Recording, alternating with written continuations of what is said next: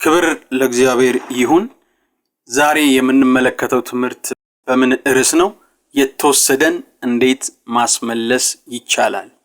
የተወሰደን ነገር፣ የተወሰደን በጎ ነገርን፣ የተወሰደን በረከትን እንዴት ማስመለስ ይቻላል የሚል ትምህርት ነው የምንማረውና ይሄ ትምህርት በአንድም በሌላም ይሄን የምታደምጡ ሰዎች እንደሚነካችሁ አስባለሁ። አንዳንዶቹ በቀጥታ ህይወታችሁን የሚነካ ሊሆን ይችላል። አንዳንዶቹ ደግሞ ለወደፊት የህይወት ስንቅ ይሆናቸዋል ይሄ ትምህርት እና ምናልባት እግዚአብሔር በአንድ ወቅት ይሄንን በጎ ነገር ሰጥቶኝ ነበረ፣ ዛሬ ግን ያንን ከእጄ አጥቼዋለሁ፣ ሌላ ህይወት ላይ ነው ያለሁት። በአንድ ወቅት እግዚአብሔር ያማረ የጣፈጠ ቤት ሰጥቶኝ ነበረ፣ ዛሬ ቤቴ ፈርሶብኛል። በአንድ ወቅት እግዚአብሔር ጸጋ ሰጥቶኝ፣ አገልግሎት ሰጥቶኝ ነበረ፣ ክብር ሰጥቶኝ ነበረ፣ ዛሬ ግን ያንን አጥቼዋለሁ። በአንድ ወቅት የተትረፈረፈ ሀብት ነበረኝ፣ ገንዘብ ነበረኝ፣ አሁን ግን ያንን ነገር አጥቼዋለሁ የምትሉት የትኛውም ነገር፣ በአንድ ወቅት እግዚአብሔርን የምፈራ ማከበር እንደ እግዚአብሔር ሐሳቤን ነበርኩ፣ አሁን ግን ያንን እግዚአብሔር መፍራት አጥቼው ሌላ ህይወት ውስጥ ነው ያለሁት የምትሉ፣ በአንድ ወቅት ብዙ ወዳጆች ነበሩኝ፣ አሁን ግን ወዳጅ አልባ ሆኛለሁ የምትሉ፣ በአንድ ወቅት ጤነኛ ነበርኩኝ፣ አሁን ግን ጤናዬ ተወስዶብኛል ሊሆን ይችላል ችግራችሁ። ሌሎችም ብዙ ነገሮች፣ መልካም ነገር እግዚአብሔር ሰጥቷችሁ በዛ ነገር ውስጥ ኢንጆይ ስታረጉ የነበራችሁ ግን ያጣችሁ ሰዎች ዛሬ አንድ ምስራች ነግራችኋለሁ። ይህ ጥያቄያችሁ በዚህ ትምህርት ውስጥ ይመለሳል እና ይህ ትምህርት የሚያወራው ነገር ምንድነው? እንዴት የተወሰደ ነገር እንደሚመለስ መንፈሳዊ መርህና ሐሳብ ያለበት ትምህርት ነው። ይህን ትምህርት ከእግዚአብሔር የተማርኩት ትምህርት ነው፣ ከጌታ የተቀበልኩት ትምህርት ነው። እርግጠኛ ነኝ ለብዙዎች መድኃኒት እንደሚሆን አምናለሁ። መፍትሄዎቹ 3 ናቸው። እስከ መጨረሻው ግን ካዳመጣችሁት ብቻ ነው ሐሳቡን ልታገኙትና መፍትሄውን አግኝታችሁ ያላችሁን ነገር ልታስመልሱ የምትችሉት። ስለዚህም የምጋብዛችሁ ነገር ምንድነው? እስከ መጨረሻው በትዕግስት ስሙት። እንደው ጊዜ ብታጡ እንኳን ቆራርጣችሁ 2 ጊዜ ስሙት። ጊዜ ደግሞ ካላችሁ 2-3 ጊዜ ስሙት። ከዛ በዚህ ትምህርት መሰረት እርምጃ ወሰዱ። ከዛ ምን ይሆናል መሰላችሁ? የጠፋባችሁን ነገር ሲመለስ ታያላችሁ። ይሄ መርህ የኔ መርህ ሳይሆን ይሄ መርህ የጌታ መርህ ነው። የጠፋን የማስመለሻ የእግዚአብሔር መርህ ነው። ክብር ለእግዚአብሔር ይሁን። ኢየሱስ ክርስቶስ ጌታ ነው። ለመነሻ የሚሆነንን አንድ ቃል ከአዲስ ኪዳን እናነባለን ከሉቃስ ወንጌልና በዛ የዛሬውን ትምህርት እንጀምራለን። እግዚአብሔር ይባርካችሁ። ኢየሱስ ክርስቶስ ጌታ ነው። ምን ይላል? ሉቃስ ወንጌል ምዕራፍ 4 ከቁጥር 38 እስከ 39 እንደዚህ ይላል። በምኩራብም ተነስቶ ወደ ስምዖን ቤት ገባ። የስምዖንም አማት በብርቱ ንዳድ ታማ ስለነበረ ስለ እርሷም ለመኑት። ባጠገቧም ቆሞ ንዳዱን ገሰጸውና ለቀቃት። ያን ጊዜም ተነስታ አገለገለቻቸው ብሎ ይናገራል። ክብር ለእግዚአብሔር ይሁን። እግዚአብሔር መልካም አምላክ ነው፣ ቸር አምላክ ነው። ጌታ ፍቅሩን ከሚገልጥልን ነገሮች መካከል አንዱ በመስጠት ነው። ሲሰጥ ደግሞ እግዚአብሔር ምርጥ ስጦታ ነው የሚሰጠው። ቤስት የሆኑ ስጦታዎችን መስጠት ነው የሚሆነው። መጽሐፍ ቅዱስ ያዕቆብ ላይ ሲናገር ሚላል አትሳቱ፣ በጎ ስጦታና ፍጹም በረከት እንደ ጥላ መዞር ከሌለው ከብርሃናት አባት ይወርዳልና ብሎ ይናገራል። በጎ ስጦታ ፍጹም በረከት ከእግዚአብሔር ዘንድ ነው ብሎ ይናገራል። እግዚአብሔር ሲሰጥ ቤስት ኦፍ ቤስት የሆነ ስጦታ ነው የሚሰጠው። ምክንያቱም ፍቅር ከሚገለጥበት ነገር አንዱ በስጦታ ስለሚገለጥ ነው እና ሲሰጠን ትልልቅ ነገር ነው እግዚአብሔር የሰጠን። ይህንን ቃል ሁልጊዜም ደጋግሜ የምናገረው ነገር ነው። ለመጀመሪያ እግዚአብሔር ከወደደን ከትልቅ ፍቅሩ የተነሳ በበደላችንና በኃጢአታችን እንኳን ሙታን በነበርንበት ጊዜ ከክርስቶስ ጋር ሕይወትን ሰጠን ብሎ ይናገራል። ሕይወትን መስጠት ብቻም ሳይሆን እግዚአብሔር በቀኙ ሕይወታችን ከክርስቶስ ጋር እንዲቀመጥ በሰማይ ስፍራ የከበረ ቦታ ሰጥቶናል። ሲሰጥ ለልጆቹ ትልልቅ ስጦታ ነው የሚሰጠው። ልጁን ሰጥቶናል፣ መንፈሱን ሰጥቶናል፣ ራሱን ሰጥቶናል። ሉቃስ ወንጌል ምዕራፍ 12 ላይ ሲናገር ምን ብሎ ይናገራል? አንተ ታናሽ መንጋ ሆይ መንግስቱ ሊሰጥ የአባቴ ፍቃድ ነው ብሎ ይናገራል። መንግስቱ ሊሰጥ የአባቴ ፍቃድ ነው ብሎ ይናገራል። ትልልቅ ስጦታ፣ መንግስት የሚያክል ነገር ነው እግዚአብሔር እንደሚሰጠን ነው ያ ቃል የሚናገረው። ትልልቅ ስጦታ፣ የዘላለም ሕይወት ስጦታ፣ በምንም አይነት ዋጋ ሊተመን የማይችል ስጦታ ነው የዘላለም ሕይወት ስጦታ። በጣም ብዙ ነው እግዚአብሔር የሚሰጠው ስጦታ፣ ትልልቅና ምርጥ ስጦታ። በፍቅሩ ልክ ነው እግዚአብሔር ለኛ የሰጠን ስጦታ። ታዲያ በዚህ ልክ ይህንን ስጦታ የሰጠን ድንቅ እግዚአብሔር፣ በዚህ ልክ ይህንን ቸርነት ያደረገልን እግዚአብሔር ከሰጠ በኋላ በፍጹም አይወስድም። ይሰጣል፣ እሱ ብቻም ሳይሆን ይጠብቅልናል። እግዚአብሔር ጌታ እንደዚህ ነው። በምንም የሰጠውን እግዚአብሔር አይወስድም። መጽሐፍ ቅዱስ ሲናገር ሮሜ መልእክት ላይ ሲናገር ብሎ ይናገራል። እግዚአብሔር ለመጥራቱና ለጸጋ ስጦታው አይጸጸትም ብሎ ይናገራል። አንዴ ከሰጠ በኋላ ምን ነው ባልሰጠዋት ብሎ መልሶ የሚነጥቅ አምላክ አይደለም እግዚአብሔር። እንዲህ አይነት ባህሪ የለውም። እግዚአብሔር ሲሰጥ በተነ፣ ለምስኪኖች ሰጠ፣ ጽድቁም ለዘላለም ይኖራል ብሎ እግዚአብሔር ቃል የሚናገረው በመበተን ሕግ ላይ ሰበስበው አድርጎ ነው እግዚአብሔር የሚሰጠው። እንዲህ ነው የሚያደርገው። ይሄ በቃ የጌታ ባህሪ ነው። ሲሰጥ በልግስና ነው የሚሰጠው። ይመልሱልኛል ብሎ ሳያስብ ነው እግዚአብሔር የሚሰጠው። ደግ የሆነ አምላክ ነው እግዚአብሔር። ሙሉዋንና ደስተኞች እንድንሆን እንዲህ ነው የሚሰጠው። ደግሞም እግዚአብሔር ምን አጥቶ ምን አጥሮት ነው ከሰጠ በኋላ መልሶ የሚወስደው? በፍጹም ከሰጠ በኋላ አይወስድም። እጥረት የለበትም እግዚአብሔር። የመልካም ነገር እጥረት የለበትም። በሺህ ተራሮች ላይ ያለ ሀብት የሱ ነው። ሰማዩ የሱ ነው። ምድሩ የሱ ነው። ብሩ የሱ ነው። ወርቁ የሱ ነው። መጽሐፍ ቅዱስ የሚስተውም የሚያስተውም ለሱ ናቸው ብሎ ይናገራል። ሁሉ የሱ ነው። አየሩ የሱ ነው። እስትንፋሱ የሱ ነው። ጤንነቱ የሱ ነው። እግዚአብሔር ሁሉን አትረፍርፎ ለሰዎች በመስጠት ሙሉዋን ማድረግ ነው ደስ የሚለው እንጂ በፍጹም እግዚአብሔር መውሰድ አይፈልግም። የሚጎልበት ነገር የለም። ከእንትና ነጥቄ ለእንትና ልስጥ እግዚአብሔር አይልም። ሰው ሙሉ አድርጎ በሚያኖረው በጎ ነገር ሁሉ እግዚአብሔር ከማንም ላይ ማግዶል አይፈልግም። ግን ሰዎች የተሰጣቸው ሊወሰድባቸው ይችላል። ለሰዎች ትዳር ሰጥቷቸው ትዳራቸው ሲወሰድ እናያለን። ስራ ተሰጥቷቸው ስራ ሲወሰድ እናያለን። ክብር ተሰጥቷቸው ክብር ሲወሰድ እናያለን። ግን ያንን የወሰደው ማን ነው? እግዚአብሔር አይደለም። በፍጹም እግዚአብሔር ከሰጠ በኋላ አይወስድም።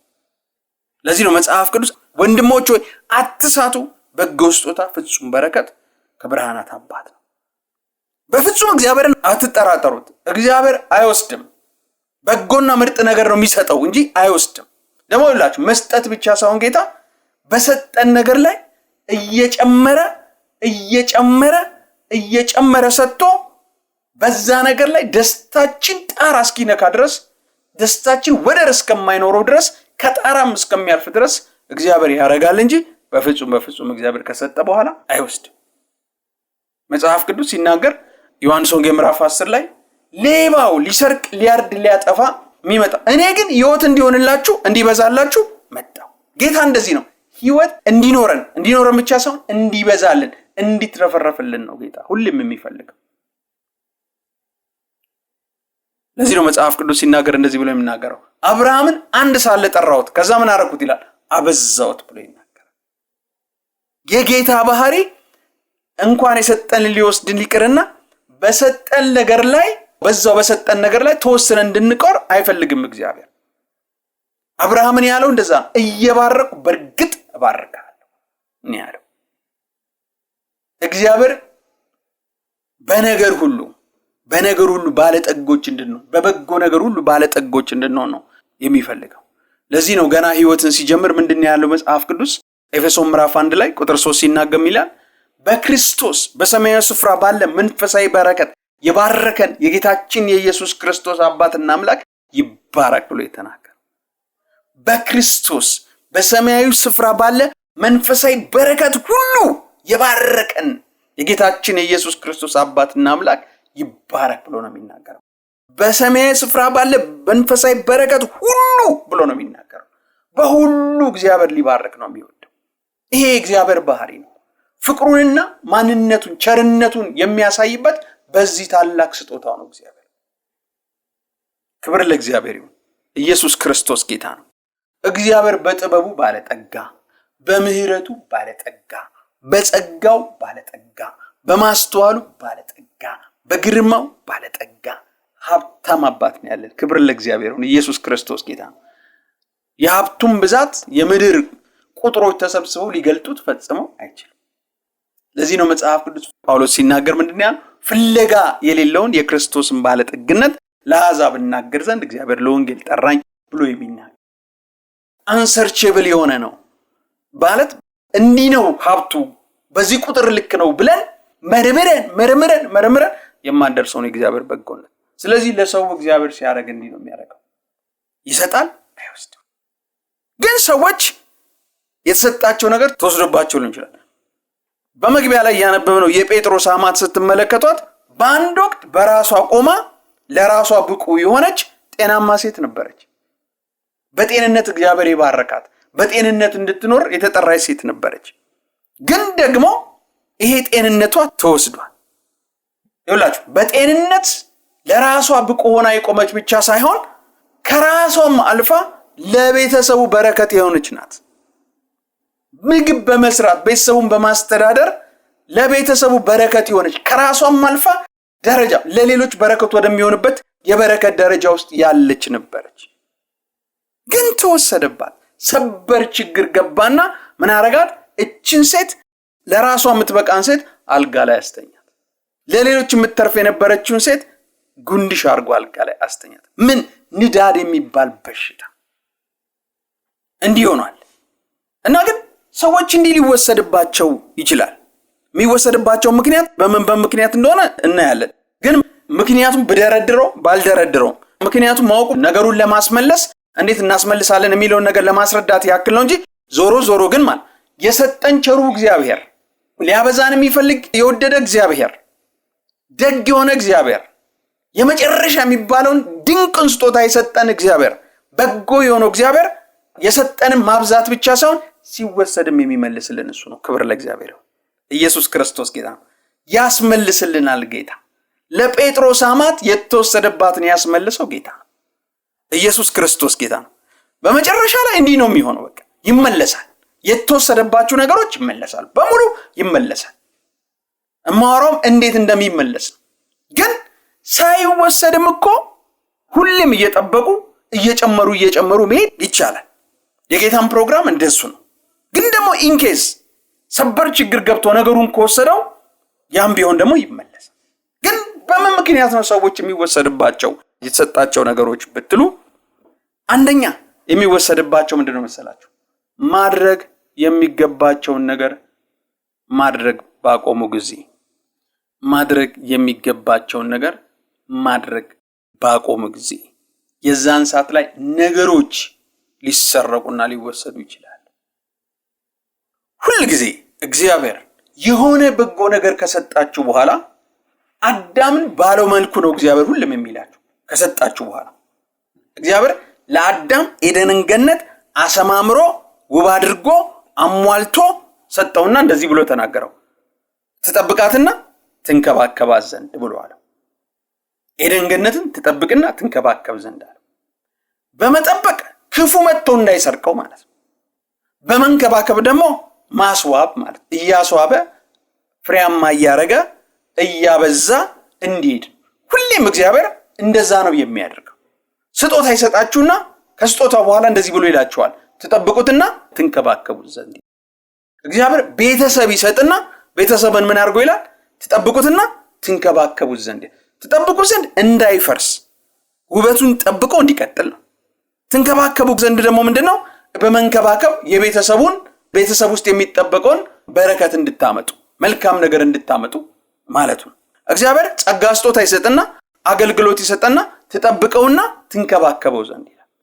ሕይወትን ይሰጥና ጌታ ትጠብቀውና ትንከባከበው ዘንድ ይላል። እግዚአብሔር ቢዝነስ ስራ ይሰጣችሁና ትጠብቁትና ታበዙ ዘንድ ብሎ ትንከባከቡት ዘንድ ብሎ ይናገራል። መጠበቅ በብሉይ ኪዳንም በአዲስ ኪዳንም ማለት፣ መንከባከብ ማሳመር በብሉይ ኪዳንም በአዲስ ኪዳንም ማለት። አዲስ ኪዳን ላይ ብሉይ ኪዳን ላይ ያለው እግዚአብሔር አሰራር ይሄው ነው። ለዚህ ነው ዮሐንስ ራእይ ላይ ከሰባቱ ቤተክርስቲያን ለአንዱ ሲናገር ብሎ የሚናገረው ሌላ ሸክም አላሸክምም ይላል። ነገር ግን እስከመጣ ድረስ ያለህ ምን አድርግ ይላል? አጥብቀህ ጠብቅ። መጠበቅ ያለን ማሳመር በቃ ሁሌ ከተሰጠ በኋላ እንደዛ ነው። የዘላለም ሕይወት ልጅነትን ከሰጠን በኋላ እግዚአብሔር ጽድቅን ከሰጠን በኋላ አሟልት ሕይወትን ከሰጠን በኋላ ምንድነው የሚለው? ትጠብቀውና ትንከባከበው ዘንድ ይላል። ሁሌም እንዲህ ነው የሚሆነው። ታዲያ ግን ማለት ትጠብቀውና ትንከባከበው ዘንድ ኃላፊነት ለኛ ነው የተሰጠን። ያንን የተሰጠንን ኃላፊነት ግን ማድረግ እንደሚገባን ካላደረግነው ኢንኬስ ሊወሰድ ይችላል። ጳውሎስ እንደዚህ ብሎ እንደተናገረው ሁሉ እንዲህም አጋጥሞታል አይደል? እግዚአብሔር የተከፈቱ የሥራ በሮችን ሰጠኝ አለ አይደል? ተቃዋሚዎች በዙብኝ አለ አይደል? እና በተሰጡት በነዛ የሥራ በሮች ብዙ ስራዎችን ጳውሎስ ሰርቷል። ወንጌል ባልተሰበከባቸው ቦታዎች ላይ ወንጌልን ሰብኮ ቤተክርስቲያን ተክሎ አገልጋዮች አሰልጥኖ ኃላፊነት ሰጥቶ ከአንድ ቦታ ወደ አንድ ቦታ ይሄዳል እና ይተክላል። የመትከል እግዚአብሔር የሐዋርያነትን ጸጋ ሰጥቶታል። ተክሎ ያሳድጋል። ከዛ ለሰዎች ኃላፊነት ሰጥቶ ይሄዳል። ታዲያ ግን ደግሞ እሱ ዞር ካለ በኋላ ተኩላዎች ይገቡና የተከለውን ቤተክርስቲያን ሊያፈርሱ ሲያደቡ ያገኛቸዋል። አንዳንዴ ጉዳዩን በመንፈስ ይረዳዋል። አንዳንዴ ደግሞ ከሰዎች ኢንፎርሜሽን ያገኛል። ከዛ ለማስተካከል ይሄዳል። የገላትያ ቤተክርስቲያንን ስትመለከቱ ተክሏት አሳምሯ ሄደ። እሱ ከሄደ በኋላ ግን ምንድነው የሚሆነው? ሾልከው ገብተው ያንን ቤተክርስቲያን ወደ ኋላ ሊመልሱት ሞከሩ። ሰዎችን በጸጋ መዳን በሕግ ወደ መዳን ሊለውጡ ሐሰተኞች ገብተው እንደዚህ ያደረጉ። በመንፈስም ይጠብቅ ነበረ ጳውሎስ የተሰጠውን ቤተክርስቲያን ማሳመር፣ ማሳደግ፣ ሰዎች በእግራቸው ጸንተው እንዲቆሙ ብቻ ሳይሆን በመንፈስም ይጠብቅ ነበረ። ሐዋርያት ሥራ ምዕራፍ 20 ላይ ነው ሲናገር ምን ብሎ ነው የሚናገረው? እኔ ከሄድኩ በኋላ መንጋውን የሚበትኑ አንዳንዶች ከመካከላችሁ ይነሳሉ ብሎ ይናገር። በመንፈስ ሊመጣ ያለውን ሁሉ እየተረዳ በመንፈስ ይጠብቅ ነበር እና የጳውሎስ አገልግሎት የሰመረው በማስተማር በመትከል አገልጋዮችን በማስነሳት ብቻ መጠበቅ የሚባለውም ጭምር አለበት። ሁሌ መጠበቅ የሚባለው ነገር ካለ ምሳሌ መጽሐፍ ላይ ነው የሚናገረው። ቦታውን በትክክል አላስታውሰው። ምንድነው የሚለው? ሰነፍ ሴት በራሷን ቤቷን ምን ታደርገዋለች? ታፈርሰዋለች ይላል። ቤት ከገነባሽ በኋላ በስንፍናዋ ታፈርሰዋለች ብሎ ይናገራል። ሁሌም ጌታ ከሰጠ በኋላ ጠብቅ፣ ተንከባከበው ብሎ ነው የሚናገረው። እነዛ ንጉሥ ሰለሞን በዳኝነት የዳኛቸው ሁለቱ የልጅ እናቶችን ልጆቻቸው በምን ምክንያት ነው የተወሰደባቸው ብላችሁ ስትመለከቱ ልጆቻቸው የተወሰደባቸው እንደ እናት ማድረግ የሚገባቸውን ኃላፊነት ካለ ማድረግ የተነሳ ነው ልጆቻቸውን የተወሰደባቸው። አንደኛዋ ተኝታ ልጇን ገደለችው፣ አንደኛዋ ደግሞ ተኝታ ልጇን አሰረቀችው። እንደ እናት እንቅልፋቸውን ሰውተው ዋጋ ከፍለው ሁለቱም ልጆቻቸውን መጠበቅ ይገባቸው ነበር። የተሰጣቸውን በረከት ማድረግ የሚገባቸው ነገር ባለማድረግ አስወሰዱ። መጽሐፍ ቅዱስ ሲናገር ልጆች ከእግዚአብሔር የሚሰጡ ምንድን ናቸው ይላል? በረከቶች ናቸው ይላል። በረከት ሆኖ ለእነዚህ ሁለት ሴቶች ልጆች ተሰጥቷቸዋል።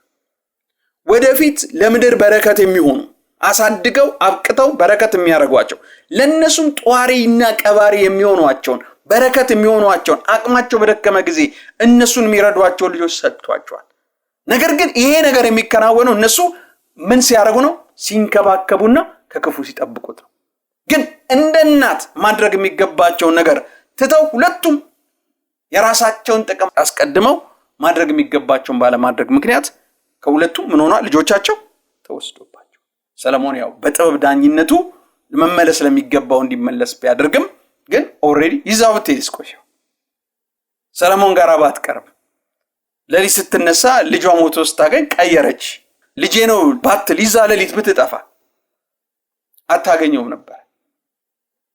ግን የተሰረቀው በምን ምክንያት ነው ብትሉ እንደ እናት ማድረግ የሚገባውን ነገር ካለማድረግ። ይኸውላችሁ እግዚአብሔር በአንድ ወቅት ጸጋን ሰጥቷችሁ በዛ ጸጋ ጥሩ እያገለገላችሁ እያላችሁ ያ ጸጋ እንዴት እንደሚሰራ አሰራሩ ራሱ በቋሚነት የሚሰራበትን አሰራሩ አክቲቬትድ የሆነውን ኮዱን እግዚአብሔር ያበዛ ጸጋ በሕይወታችሁ እንዴት እንደሚሰራ መንገዱን ሁሉ ታውቃላችሁ። እና ከጊዜ በኋላ ያ ነገር ከጠፋ ያ ነገር እግዚአብሔር ወስዶት አይደለም። እናንተ ያ ነገር እንዲሰራላችሁ ያ ጸጋ እንዲሰራላችሁ የሚያደርገውን በፊት የምታረጉትን ነገር ስላቋረጣችሁ ይሄ ነገር እንዲመለስ ምን ማድረግ ነው? ባጭሩ ምንድነው ማድረግ? ወደሚገባን ነገር ላይ ተመልሰን ያንን ነገር ማድረግ ስናደርገው ነገሮች መሆንና መስተካከል ይጀምራሉ ማለት ነው። ክብር ለእግዚአብሔር። ስለዚህ የተሰጠ የሚወሰድበት አንዱ ነገር ምንድነው? ማድረግ የሚገባንም ባለማድረግ። እንዲመለስስ ምንድነው ማድረግ ያለብን? ቀድሞ የምናደርጋቸውን ነገሮች መልሰን ማድረግ። ክብር ለእግዚአብሔር ይሁን። ኢየሱስ ክርስቶስ ጌታ ነው። አሜን። አንዳንዶች በጣም በፊት እኮ ቃል ይገለጥልኝ ነበር፣ ይበራልኝ ነበር፣ አሁን ግን ጠፋብኝ እንደዚህ ብለው ይላሉ።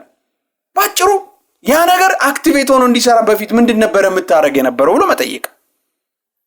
ያኔ እኮ እንደዚህ ያነግ ነበረ፣ ቃሉ በደንብ ጊዜ ወስጄ ቁጭ ብዬ በጣም አጠና ነበረ፣ በጾሞኛ አጠና ነበረ፣ እየጸለይኩ አጠና ነበረ ምናምን ይሏቸዋል። በቃ እንዲመለስ ምን ማድረግ ነው? ያንን ቀድሞ የሚያደርጉትን ነገር ማድረግ። የተወሰደ አንዱ የሚመለስበት ቀድሞ የምናደርገውን ነገር መልሰን ስናደርገው አክቲቬት ሆኖ መስራት። ክብር ለእግዚአብሔር ይሁን። ኢየሱስ ክርስቶስ ጌታ ነው። የሚወሰደው ነገር ምንድነው መሰላችሁ? ማድረግ የሚገባንን ነገር ሳናደርግ። ማን ነው የሚወስደው? አላውቅም። እግዚአብሔር ግን አይወስድም። ነገሮች ግን አንዳንዴ ሊዳፈኑ፣ አንዳንዴ ደግሞ በሆነ ሚስ ሊጠፉ ይችላል። ኢየሱስ ክርስቶስ ጌታ ነው። ጌታ ጤና ሰጥቷችሁ የሰጣችሁ ጤና ከተወሰደ ያ ጤና እንዲመለስ የእግዚአብሔር በጎ ፈቃድ። ምክንያቱም የጴጥሮስ አማት ምን አድርጓል? እግዚአብሔር መልሶላታል። ኢየሱስ ክርስቶስ ጌታ ነው። አሜን። ምናልባት ይህንን ነገር እዚህ ውስጥ ማስገባት ትክክል ሊሆን ይችላል፣ ላይሆን ይችላል። የምታምኑበት ተጠቀሙበት፣ የማታምኑበት ተውት። ጤንነት ለምሳሌ ሲጠበቅ በተለያየ መንገድ እንጠብቃለን አይደል? ጤንነታችንን ስንጠብቅ አንደኛው አመጋገብ ስርዓታችንን ትክክል በማድረግ ስርዓቱን ባልጠበቀ መልኩ መመገብ የጤና መቃወሶችን ያመጣል። መጽሐፍ ቅዱስ ሁሉ በመጠን ይሁን ይላል። ከፕሮቲኑም ከቫይታሚኑም ከምኑም ነገር ትክክለኛውን የተመጣጠነ ምግብ በመመገብ የሳይንሳዊ ምክንያት ልትቀበሉትም ላትቀበሉትም ይችላላችሁ። ነገሮች ከተዛቡ ምንድነው የሚሆን ያለበት መሰላችሁ? የምግብ ስርዓቱን ማስተካከል። በቃ ቀድሞ ስርዓት ይዛችሁ ትመገቡ ነበር። አሁን ግን ያንን ነገር ማድረግ አቁማችኋል። የመጀመሪያው ግን ባጭሩ ምንድነው መሰላችሁ? ሰው የተሰጠው የሚወሰድበት ነገር በምክንያት ነው። ማድረግ የሚገባው ነገር ባለማድረግ። እንዲመለስስ ምንድነው ማድረግ ያለበት? ማድረግ የሚገባው ነገር መልሶ የድሮ የሚያደርገውን ነገር ሲያደርግ ነገሮች ይመለሳሉ ማለት ነው። ክብር ለእግዚአብሔር ይሁን። አንዱ በዚህ ነው የሚሆነው። ኢየሱስ ክርስቶስ ጌታ ነው። ሁለተኛው ደግሞ የሚወሰደው ነገር ምንድነው? ሰዎች ከእግዚአብሔር መንገድ፣ ከጽድቁ መንገድ፣ እግዚአብሔርን ከመውደድና ከመፍራቱ መንገድ ሸተት ብለው ህይወታቸውን በጨለማ ህይወት መምራት ሲጀምሩ፣ በኃጢአት መንገድ ሲመላለሱ የዚያን ሰዓት ላይ ነገሮች ሊወሰዱ ይችላል። በዚህ ሐሳብ ላይ ብዙ ከመጽሐፍ ቅዱስ የሚደግፈንን ነገር ከብሉይ ኪዳንም ከአዲስ ኪዳን እናነሳ እንችላለን። በጣም ታዋቂውን ታሪክ እናንሳ። የጠፋው ልጅ ታሪክ ከአባቱ መንገድ በጨዋነት ከሚኖርበት መንገድ፣ በጨዋነት ከሚኖርበት ቤት ውስጥ፣ በጽድቅ ከሚኖርበት ቤት ውስጥ ከአባቱ ሀብት ተካፍሎ ወዴት ነው ሄደው? ወደ ጨለማው ዓለም፣ ወደ ኃጢአቱ ዓለም፣ ወደ ስካሩ ዓለም፣ ወደ ዝሙቱ ዓለም ነው ሄደው። ከዛ ግን ምንድነው ያመጣበት ውጤት ብትሉ ያለውን ነገር ሁሉ አጥቶ ድሃ የሚበላው እስከሚያጣ ድረስ የአሳማዎችን አሰር ለመብላት እስከሚመኝ ድረስ ነው የወደቀው። ሁልጊዜም በእግዚአብሔር ጎዳና ውስጥ ሰው ሲሄድ ከብርሃኑ መንገድ ወደ ጨለማው መንገድ ውስጥ ጭልጥ ብሎ ሲገባ፣ ከመልካሙ መንገድ ወደ ሸካራው መንገድ ሲገባ፣ ከወርቃማው መንገድ ወደ ጭቃው መንገድ ውስጥ ሲገባና ጭልጥ ብሎ ሲሄድ ከእግዚአብሔር ክብር በጎነት እየራቀ እያጣ ያለውን ነገር እያጣ ነው የሚመጣው።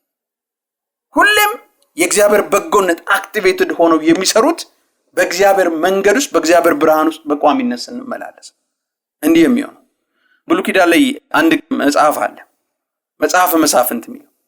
መጽሐፈ መሳፍንትን በሙሉ ምዕራፉን ስትመለከቱት፣ አንብባችሁ ስትጨርሱት አንድ መልእክት ነው የሚያሳየው። ተደጋጋሚ ታሪክ ነው፣ ተደጋጋሚ አካሄድ ነው፣ ተደጋጋሚ እግዚአብሔር አሰራር ነው የምትመለከቱት።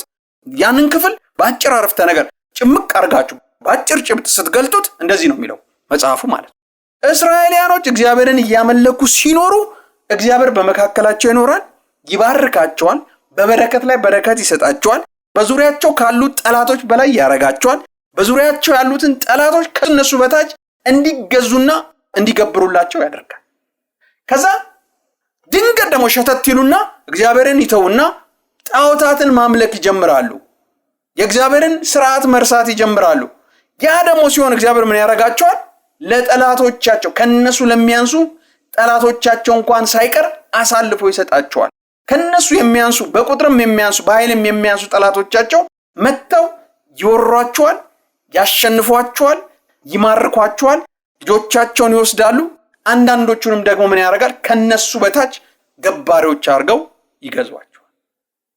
ከዛ ደግሞ ንስሐ ይገቡና ወደ እግዚአብሔር ይመለሳሉ። እግዚአብሔርን እንደቀድሞ ማምለክ ይጀምራሉ። ከዛ እግዚአብሔር በጠላቶቻቸው በገዟቸው ጠላቶች ላይ ገልብጦ ማሸነፍን ይሰጣቸዋል። ሄደው ይዋጋሉ፣ ያሸንፋሉ። ጠላቶቻቸው ልክ እንዳረጉባቸው ያረጋሉ። ጠላቶቻቸው እንደማረኳቸው እነሱ ይማርካሉ፣ ንብረቶቻቸውን ይማርካሉ፣ ከጠላቶቻቸው በላይ ይሆናሉ። ጠላቶቻቸውንም ደግሞ ከስራቸው አስገብረው ይኖራሉ። እንዲህ ነው የሚሆነው። መሳፍንት በተነሳ ቁጥር ሁሉ እንደዚህ ነው የሚሆነው። በእንትና ዘመን እንትና የሚባል መስፍን ተነሳ፣ በሱ ዘመን ምድሪቱ 40 ዓመት አረፈች። በእንትና ዘመን ምድሪቱ 60 ዓመት አረፈች። በጌዲዮን ዘመን ምድሪቱ አረፈች። በሳምሶን ዘመን እንደዚህ ምድሪቱ አረፈች። በዮፍታሔ ዘመን እንደዚህ ዘመን አረፈች ብሎ ይናገራል። መሳፍንት መጽሐፍ ላይ ያለው ታሪክ ስትመለከቱ ከእግዚአብሔር ጋር ትክክል ሲሆኑ ሁሉ ነገር እንደሰጣቸው እየበዛ እያማረ ደስ እየተሰኙ ምናምን ይኖራሉ። ከእግዚአብሔር ተመልሰው ጣዖትን ማምለክ ሲጀምሩ ደግሞ ነገሮች የተገላቢጦሽ ይሆናሉ። አስተዋላችሁ? ይሄ በብሉይ ኪዳን በአዲስ ኪዳንም ያለ እግዚአብሔር አሰራር። ሰዎች ከእግዚአብሔር ሸተት ብለው ወደ ጨለማው ዓለም ሲሄዱ እና ያንን ህይወት እየተለማመዱ ሲኖሩ ብዙ ነገራቸው ቀስ እያለ እየተወሰደ እየሞተ ይመጣል። ዮሐንስ ራእይ ምዕራፍ 3 ቁጥር ከ1 እስከ 2 እንደዚህ ብሎ ይናገራል። በሰርዲየስ ወዳለ ወደ ቤተ ክርስቲያን መልአክ እንዲህ ብለህ ጻፍ፣ 7ቱ የእግዚአብሔር መናፍስትና 7ቱ ከዋክብት ያሉት እንዲህ ይላል፣ ስራህን አውቃለሁ፣ ሕያው እንደመሆን ስም አለ፣ ሞተህማል። ስራህ በአምላኬ ፊት ፍጹም ሆኖ አላገኘሁትምና የነቃሁን ሊሞቱ ያላቸውን የቀሩትን ነገሮችን አጽና። እንግዲህ እንዴት እንደተቀበልክና እንደሰማህ አስብ፣ ጠብቀውም፣ ንስሐ ግባ። እንግዲህ አስባትነቃ እንደ ሌባ እመጣብሃለሁ፣ በማናቸው ሰዓት እንድመጣብህ ከቶ አታውቁም ብሎ ይናገራል። ደግሜ ላንብበው ቁጥር 2 እንደዚህ ይላል፣ ስራህም በአምላኬ ፊት ፍጹም ሆኖ አላገኘሁትምና የነቃሁን ሊሞቱ ያላቸውን የቀሩትን ነገሮችን አጽና ይላል። ብዙ ነገር ተሰጥቶት ነበረ። ለሰርዲየስ ቤተክርስቲያን አማኞች ብዙ ነገር ሰጥቷቸው ነበረ።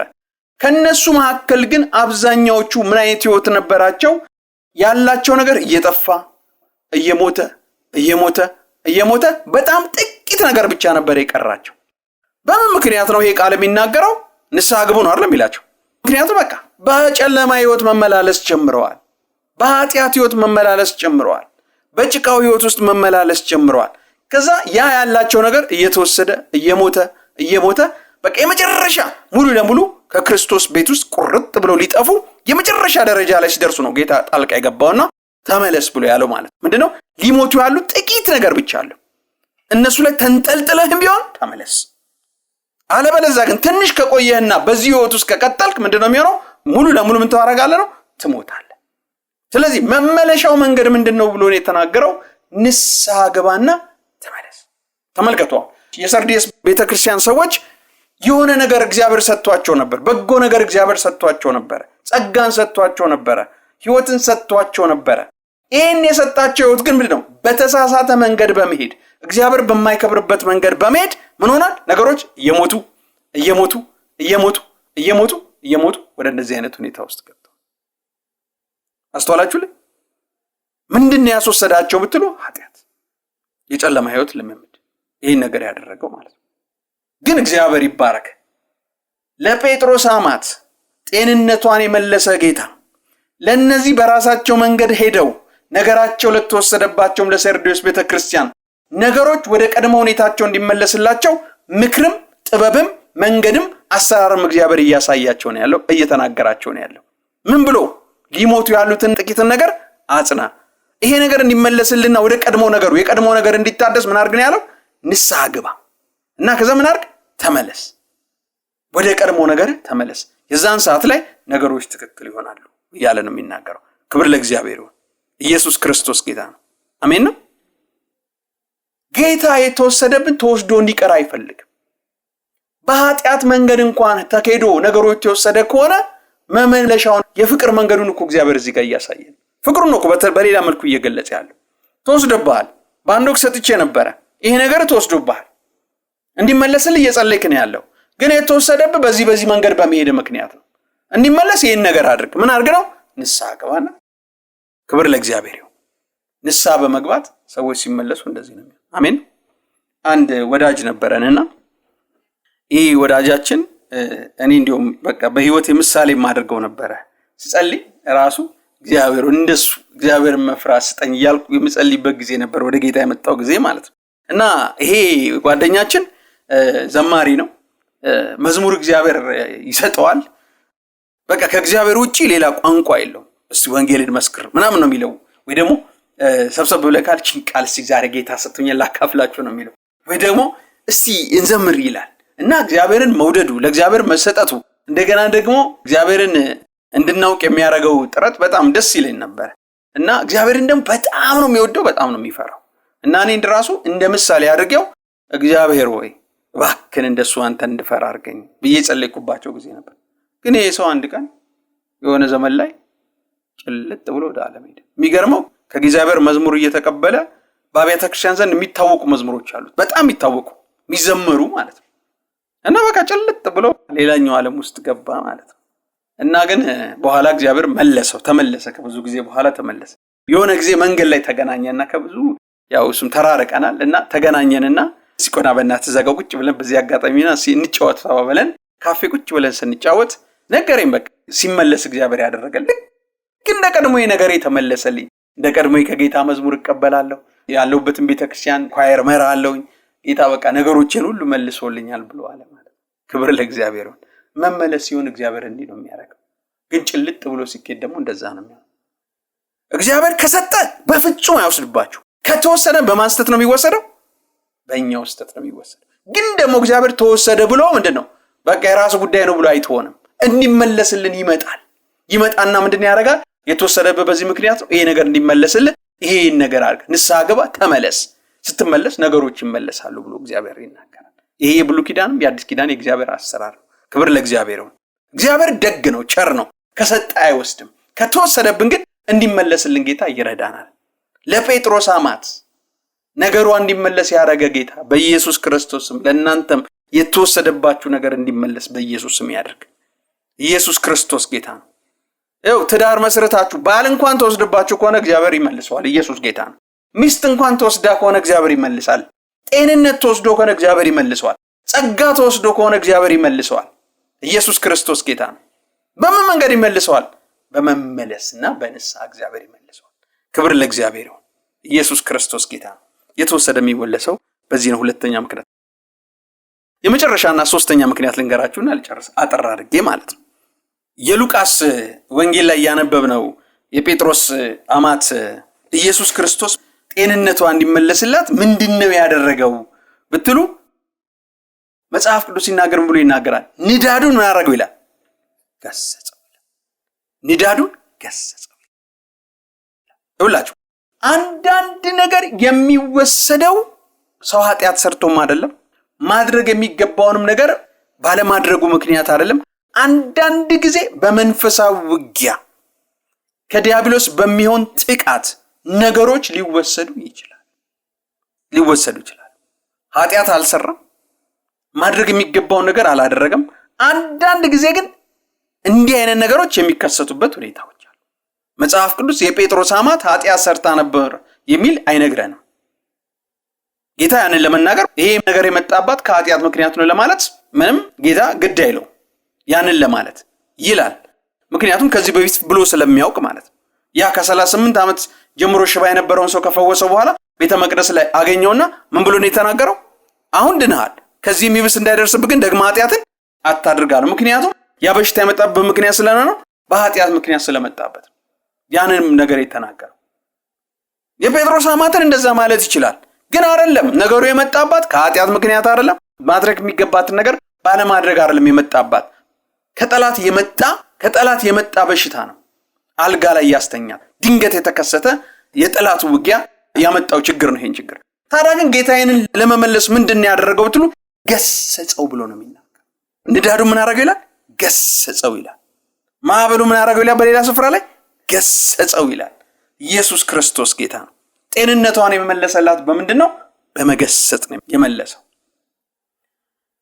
ሉቃስ ምዕራፍ 16 ላይ አንድ ጎባጣ ሴት ኢየሱስ ክርስቶስ ፈወሰ እና ምኩራብ ውስጥ አገኛትና ሊፈውሳት ሲነሳ በውስጥ የነበሩት የሙሴ ሕግ መምህራንና ፈሪሳውያን ተቃወሙ።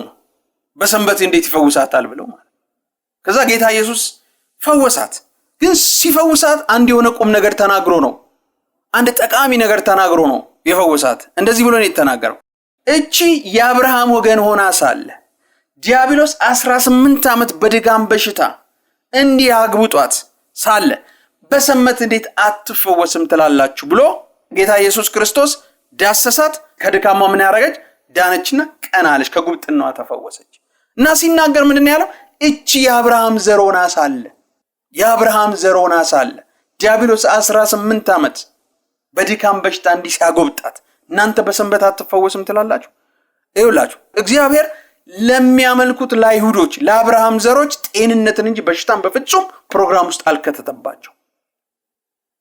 ለአብርሃም ዘር ሁሉ በጤንነት እንዲመላለሱ ነው ጌታ በአብርሃም በረከት ውስጥ ያስቀምጠላቸው። ግን ይሄ ነገር ሆኖባታል። እቺ ሴት ይመስለኛል ይህንን ዕውቀት አታውቅም።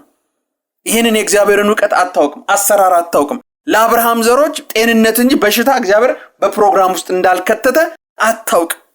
በዚህ ምክንያት ይሄ ጥቃት ሲደርስባት አሜን ብላ ተቀበላ ለ18 ዓመት ጎብጣለች።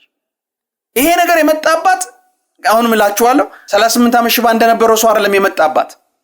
ይሄ ችግር በኃጢአት ምክንያት አይደለም የመጣባት። በቃ ዝም ብሎ ነው፣ ምንም ምክንያት አልተገለጸም። በቃ መጥቶባታል። ይሄ ነገር የመጣው መብቷን ካለማወቅ መብቷን ባለመከላከል የመጣ ነገር ነው።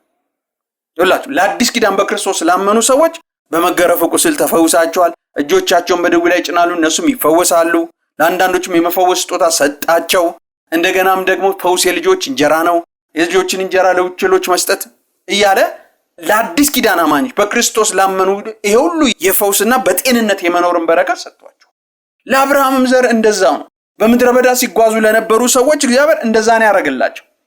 በምድረ በዳ ሲጓዙ ለነበሩ ሰዎች ከሱ ጋር ሲጓዙ በነበሩበት ጊዜ ምንድነው? ልብሳቸው አላረጀም፣ ጫማቸውም አላለቀም፣ እግራቸውም አላበጠም፣ ከመካከላቸው የታመመ በሽተኛ አልነበረም ብሎ ነው የሚናገር። ለአብርሃም ዘር እግዚአብሔር እንደዚህ ነው ያደረገው። ግን የአብርሃም ዘር ላይ ይሄ ነገር ሆኖባታል። ማን ነው ይሄንን ጥቃት ያመጣው ብሎ መጽሐፍ ቅዱስ የሚናገረው? ጠላት ነው ያመጣው። ያው እሷ ብሉይ ኪዳን ላይ ያለች ሴት ስለሆነች አንደኛ መብቷን በደንብ አላወቀችም፣ ቃሉን አላወቀችም። መብቷን ባለማወቅ ምክንያት ይሄ ነገር ሆኖባታል። ብታውቅ የአብርሃም ዘር ነኝ፣ የአብርሃም ዘር በጤንነት እንዲኖሩ በበሽታ እንዲኖሩ እግዚአብሔር አላለላቸውም ብላ በሐሳቡ ልትዋጋ ትችል ነበር። ግን ባለማወቋ ምክንያት ይሄ ነገር ሆነ። ለአዲስ ኪዳን አማኞች ግን እንዲህ አይነት ችግር በሚፈጥረው ዲያብሎስና መንግስቱ ላይ ምን አድርጓል? ጌታ ስልጣንን ሰጥቷል። ምን ብሎ? እባብና ጊንጡን ትረግጡ ዘንድ በጠላት ያሉ ላይ ስልጣን ሰጥቻችኋለሁ፣ ከቶ የሚጎዳችሁ የለም ይላል። በጤንነት ብቻ ሳይሆን በሌላኛው አቅጣጫ ላይ ቤተሰባቻችሁን፣ ልጆቻችሁን፣ ትዳራችሁን፣ ስራዎቻችሁን፣ አገልግሎታችሁን፣ ቤተክርስቲያናችሁን አንዱ መጠበቅ የሚገባን ከምንድን ነው መሰላችሁ? ከአጋንንት ነው መጠበቅ፣ ከጠላት ነው መጠበቅ ያለብን። ነገሮች ድንገት በትክክል እየሄዳችሁ እንደው የሆነ ችግር ከታየ ምንድን ነው መሰላችሁ? ተነስታችሁ ምን ማድረግ ነው ያለብን? መገሰጽ። ኢየሱስ ክርስቶስ ጌታ ነው። ጌታ ኢየሱስ ክርስቶስ በዚህ ስፍራ ላይ ችግሩን አስወግዶታል። እንዴት ያደርገው ነው ችግሩን ያስወገደው ብትሉ? በመገሰጽ ሲገስጽ ጌታ ሶስት ነገር ሊያስተምረን ነው የገሰጸው። አንደኛ እሱ ችግሮችን ሁሉ ማባረር የሚችል ጌታ እንደሆነ ሊያሳውቃቸው ለደቀ መዛሙርቶቹ። ሁለተኛ ፍቅሩን፣ በጎነቱን፣ ቸርነቱን የሚሰጥ ጌታ ብቻ ሳይሆን የተወሰደን የሚያስመልስ አምላክ እንደሆነ ጌታ እንደሆነ ሰዎቹ የሚከተሉ ደቀ መዛሙርቶቹ በዙሪያ ያሉ በኋላም ለተጻፈልን እኛ ያንን መልካምነቱ እንድናውቅ ያን ነገር ያደረገው። ሶስተኛ ጌታ ያንን ያደረገበት ምክንያቱ ንዳዱን ገስጾ ማዕበሉን ገስጾ ያንን ችግር ያስወገደበት ምክንያቱ ምንድነው መሰላችሁ? እንዲህ አይነት ዲያብሎሳዊ የሆነ ድንገተኛ አታክ ሲመጣ ምን አድርጉ ብሎ ነው የሚናገረው? በመገሰጽ እንደኔ አስወግዱት ብሎ ሊያስተምር ነው ያንን ነገር ያደረገው። ኢየሱስ ክርስቶስ ጌታ ነው። ስለዚህ ሶስተኛ የተሰጠን ነገር እንዲመለስ ምንድነው የምናደርገው መሰላችሁ? መገሰጽ። እንዴት? በጌታ በኢየሱስ ክርስቶስ መገሰጽ። ኢየሱስ ክርስቶስ ጌታ ነው። አሜን ነው። ይኸውላችሁ ለጠላት ምክንያት፣ ለችግሮች ምክንያት አትስጡ። በሰላም ከጌታ ጋር እየኖራችሁ ነገሮች ባልተለመደ ሁኔታ የሆነ ነገር ድንገት ከተከሰተ ሰበር ከገባባችሁ እናንተ ሰበር ችግር ከገባ እናንተም ሰበር ጦርነት አውጃችሁ በጌታ በኢየሱስ ክርስቶስ ገስጹት። ከቤተሰባችሁ መካከል ሊወገድ ገስጹት። ከስራችሁ መካከል ገስጹት። ከሰጣችሁ አገልግሎት መካከል ሊወጣ ገስጹት። ከትዳራችሁ መካከል የገባውን ችግር ገስጹት። በጌታ በኢየሱስ ክርስቶስ። ያኔ ነገሮች ወደ ትክክለኛ ነገር መመለስ ይጀምራሉ። ኢየሱስ ክርስቶስ ጌታ። ግልጽ ነው አይደል? አሜን ነው። ይብላችሁ ርዕሳችን ምንድነው? የተወሰደን ማስመለስ። ለመጠቅለል ያክል እግዚአብሔር ቸር ነው። የቸርነቱ ጥግ በፍቅሩ ልክ ነው። አለኝ የሚላቸውን የመጨረሻ ትልልቁን ስጦታ በክርስቶስ ላመኑ ሰዎች እግዚአብሔር ሰጥቷል። ከሰጠ በኋላ እግዚአብሔር አይወስድ፣ በፍጹም አይወስድም። ጌታ ባህሪው አይደለም። ለምን? ለመጥራቱና ለጸጋ ስጦታው ስለማይጸጸት። ለምን? እግዚአብሔር ለጋስ አምላክ በልግስና ባህሪው ስለሚሰጥ። ለምን? እግዚአብሔር እጥረት ስለሌለበት። በፍጹም ከሰጣችሁ በኋላ እግዚአብሔር አይወስድ። መልካም ነው እግዚአብሔር። ግን ነገሮች ሊወሰዱ ይችላሉ። በማ ምክንያት? በእኛ ምክንያት። አንደኛው ምክንያት ምንድነው? ማድረግ የሚገባንን ባለማድረግ። ሁለተኛው ምንድነው? የሸካራውን፣ የጭቃውን፣ የጨለማውን መንገድ ከእውነት መንገድ ከጽድቁ መንገድ ተንሸራቶ ጭልጥ ብሎ ሲጠፋ ነገሮች ሊወሰዱ ይችላል። ሶስተኛው የሚወሰድበት ምክንያቱ ምንድነው? በዲያብሎስ በጠላት ውጊያ ምክንያት ሊወሰዱ ይችላል። ግን ለሶስቱም ጌታ ቸሩ ጌታ ተወሰደባቸው፣ በቃ አለቀ ደቀቀ ብሎ ነገሩን እዛ ላይ አላበቃውም። ለሶስቱም የሚመለስበትን መንገድ አዘጋጅቶልናል። አንደኛው የሚመለሰው ምንድነው? ቀድሞ ማድረግ የሚገባንን ነገር በማድረግ ነገራችን እንዲመለስ ማድረግ እንችላለን። ኢየሱስ ክርስቶስ ጌታ ነው። ይሁላችሁ ኢትዮጵያ ውስጥ ብዙ አገልጋዮች ተነስተዋል። በጣም ብዙ አገልጋዮች በአንድ ወቅት እግዚአብሔር ማይትሊ የሚሰራባቸው፣ ግን አሁን ህዝብ መካከል ተቀላቅለው ኖርማል የሆኑ ጌታ ጸጋውን ወስዶባቸው ነው? በፍጹም አይደለም። አይወስድም ጌታ። አንዴ ከሰጠ አይወስድም ጌታ። የተወሰደውና ነገሩ የተዳፈነው ድሮ ማድረግ የሚገባቸውን በጌታ ፊት የሚያደርጉትን ትጋት ስላቆሙ እንዲመለስ ጌታ ይፈልጋል። አዎ፣ ምክንያቱም በጸጋው እንዲያተርፉ ነው ጌታ የሰጣቸው። ይመልሰዋል ጌታ። ታዲያ እንዲመለስ ምንድነው ማድረግ ያለባቸው? ወደ እግዚአብሔር መመለስ። ድሮ ያጸጋ በእነሱ ህይወት ውስጥ ሲሰራ ምን እንደሚያደርጉ እንደነበረ ያንን ነገር መልሶ ማድረግ ነው። ያንን ነገር ማድረግ ሲያረጉ ነገሮች መመለስ ይጀምራሉ። መጾም ከሆነ በጾም ህይወታቸው ውስጥ መመለስ፣ ረዘም ያለ ጊዜ በጌታ ፊት መጸለይ ከሆነ በጌታ ፊት ማሳለፍ ከሆነ ያንን ማድረግ፣ በቃል ማሰላሰልና ጥናት ውስጥ ከሆነ ደግሞ ወደዛ ነገር መመለስ፣ ነገሩ ይመለሳል ተመልሶ። ኢየሱስ ክርስቶስ ጌታ ነው። ሁለተኛው በኃጢአት ምክንያት የተወሰደው እንዲመለስ ንስሐ መግባትና በተግባር መመለስ። ኢየሱስ ክርስቶስ ጌታ ነው። ንስሐ መግባት ብቻ አይደለም ነገሩን የሚያስመልሰው፣ በተግባር መመለስ። መጽሐፍ ቅዱስ ኃጢአቱን የሚሰውር ምን ያደርግም ይላል? አይለማም ይላል። ነገር ግን የሚናዘዝባትና የሚተዋት ከእግዚአብሔር ዘንድ ምሕረትን ያገኛል። መተውንም ይጠይቃል። መናዘዝ ሲደመር መተው መመለስን ይጠይቃል። እንደዚህ ሶስተኛ ነገር ደግሞ ምን ሰላችሁ? መዋጋት። በጌታ በኢየሱስ ክርስቶስ ስም መዋጋት። ኢየሱስ ገስጾ እኮ ያሳየን ምንድነው መሰላችሁ? እኛ እንድንገስጽ አንዳንድ ነገር በመገሰጽ። እኔ አሁን ኢትዮጵያ ውስጥ በጣም ብዙ ወሬው የሚያወሩ ማለት በመናገር የተካኑ አሉ። ግን ምንድነው ከኃይሉ ልምምድ ውስጥ የሌሉ ማድረግም የማይፈልጉ ብዙ አገልጋዮች አሉ። የአገልግሎት ግን ሙሉ አገልግሎት አይደለም። መገሰጽ መልመድ አለባቸው። ጌታ ገስጾ ካሳየ መገሰጽ አለበት። ያንንም ሰይጣን አለ፣ አሁንም ሰይጣን አለ። የቤተ ክርስቲያን ቀንደኛ ባላጋራና ተቃዋሚ እሱ ነው። ተቃዋሙት ብሎ ነው የሚናገረው። አንዳንዶች ሰይጣን የተሸነፈ ነው ምናምን በሚል በደንብ አንደርስታንድ ባላደረጉት ዕውቀት መዋጋት ያቆሙ ሰዎችም እንዳይዋጉ የሚያስተምሩ ሰዎች አሉ። በፍጹም ጌታ ተዋጋው ስሙን የሰጠን እኮ እንድንዋጋ። በእርግጥ እውነት ነው፣ ተሸንፏል፣ አሸንፎታል።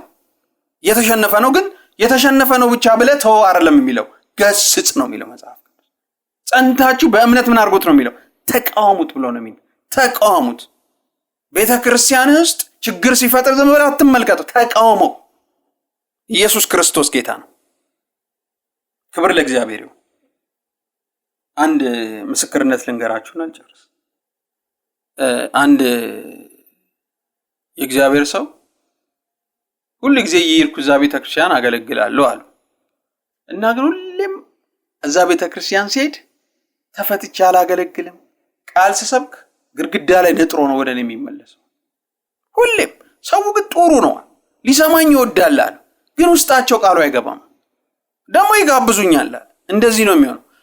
እንዴ ሁሉ ጊዜ ምን እላለሁ? እዚህ ቸርች ሁለተኛ ዓመት አላገለግልም እላለሁ ሲሄድ። በቃ የታሰረ ነው ቤተክርስቲያን። እና አንድ ጊዜ ከብዙ ጊዜ በኋላ በድጋሚ ጋበዙኝና ሄጄ አገለግሉ። ያን ቀን ግን በቃ አየሩ የተከፋፈተ ደስ የሚል ፍትትት ያለ የመንፈስ ቅዱስ ፍሎ ማይት ያለበት አገልግሎት አገለግለው እና ተለየብኝ። የዛ ቤት አትሞስፌር፣ መንፈሳዊ አትሞስፌር፣ አየር ከዛ በፊት ተለማምጄው በማላውቀው ሁኔታ ተለየብኝና መጨረሻ ላይ ፓስተሩን የጋበዘኝ ፓስተር ምንድነው የተገኘው? ከበፊቱ ተለይቷል ቸርቻችሁ በጣም የእግዚአብሔር ሕልውና አለ የተለቀቀ ነው እኔ ራሱ ደስ ብሎኝ ፍትትት ብዬ ነው ማገለግለው በፊቱን አንስቼ ያወዳደርኩ ነገርኩት ከዛ ምን ብሎ አለኝ ሚገርም አለኝ እኔ ራሴ ወደዚህ ቤተክርስቲያን ከመጣው በኋላ ልክ እንዳንተ ነበር የሚያረጋኛል ብዙ ጊዜ ለመልቀቅ ራሱ ቅድ አውጥቼ ነበር ግን አንድ ቀን ጾምና ጸሎት ይዤ 3 ቀን መጸለይ ጀመርኩ ከዛ ጌታ ምን አሳየ ፑልፒቱ ላይ ዝንጀሮ የሚመስል አጋንንት ተቀምጦ አሳየ ከዚህ የተነሳ ነው እንደዚህ የሚሆነው አገልግሎት የሚገዳደረው ይሄ ነው አለ ከዛ በጌታ በኢየሱስም ገሰስኩት መንፈሱ ሲወጣ አየው ከአዳራሽ ውስጥ ወጥቶ ከአስፓልት ማዶ ተሻግሮ የሆነ ዳንስ ቤት ገባ ዳንስ ቤቱ ተቃጠለ እናም ከዛን ጊዜ ጀምሮ ግን ሪሊፍ አገኘ ብሏል ኢየሱስ ክርስቶስ ጌታ ገሰጽ ለበገሰጽ መሽኮርመም የለብንም አለመገሰጽ የመንፈሳዊ ልቀትነት አይደለም መገሰጽ አለበት ለዚህ ነው ብዙ ሰው ቤት ውስጥ የብዙ ሰው መንፈሳዊ ህይወት ላይ ሸረሪት ያደራው ዲያብሎሳዊ ሸረሪት ያደራው ዲያብሎስ በቤታቸው ላይ ያደራው መበጣበጥ መከፋፈል ጥላቻ የነገሰው በዛ ምክንያት ጌታ ገስጿል እኛ መንገስሳል ኢየሱስ ክርስቶስ ጌታ ስለዚህ የተወሰደን በዚህ መልኩ ይመለሳል ክብር ለእግዚአብሔርን ኢየሱስ ክርስቶስ ጌታ ነው ጌታና መስገን እግዚአብሔር አምላካችን አንተ ታላቅ አምላክ ነህና ስም ይባረክ በጌታ በኢየሱስ ክርስቶስ ስም ነገር የተወሰደባቸው ሰዎች በኢየሱስ ክርስቶስ ይመለስላቸው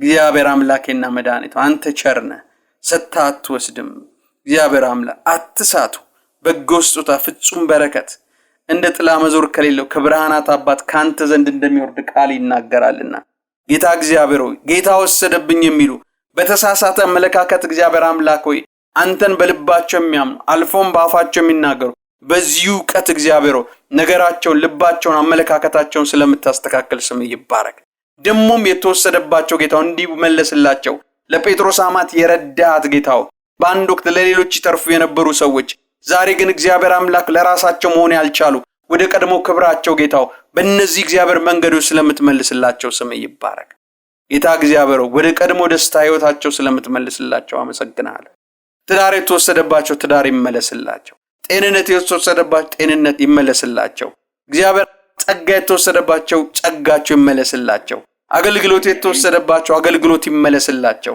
ገንዘብ የተወሰደባቸው ገንዘባቸው ይመለስላቸው እግዚአብሔር አምላክ ክብር የተወሰደባቸው ክብራቸው ይመለስላቸው አባቶን ስለምታረክ ስም ይባረክ መልካምነትን ዛሬም ለህዝብ በዚህ መልኩ ስለምትገልጥና እናመሰግናለን ክብር ሁሉ ላንተ ይሁን በጌታ በኢየሱስ ስም ጸልይ እንግዲህ ይሄንን ዩቲዩብ የዚህ ዩቲዩብ ቤተሰብ ካልሆናችሁ ደግሞ ቤተሰብ እንድትሆኑ ጋብዛችኋለሁ ላይክ ሼር ኮሜንት ማድረጋችሁን አትርሱ እግዚአብሔር ይባርካችሁ